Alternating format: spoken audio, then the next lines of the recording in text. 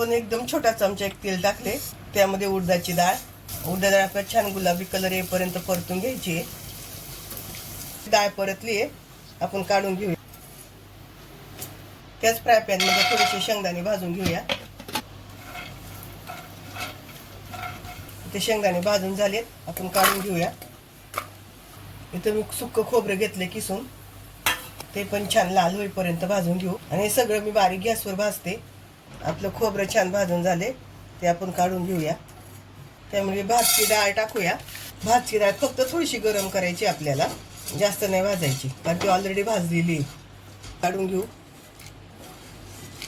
एक छोटा चमचा जिरं, ते गॅस बंद करूया आपण आणि जिरं भाजून घेऊ. जिरं भाजले, जिरं पण काढून घेऊया. आपण परत गॅस चालू केलाय, तर कढीपत्ता मी धुतलाय आणि सुकवलाय. आता आपण कढीपत्ता भाजून घेणार आहे, अगदी कडक होईपर्यंत. कढीपत्त्यातून आवाज असा कुरकुर आला पाहिजे.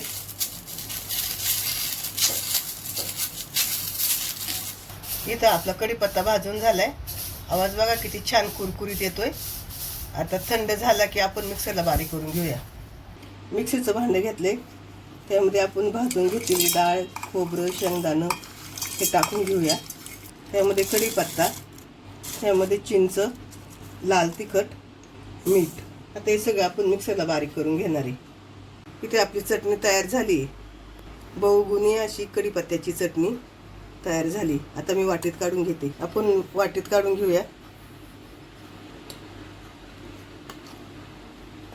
इथं आपली कढीपत्त्याची चटणी तयार झाली. ही चटणी तुम्ही थोडंसं तेल टाकून चपातीवर खा, नाहीतर मग दह्यामध्ये टाकून खाली तरी छान लागते, किंवा अशी तोंडी लावायला घेतली तरी चालेल.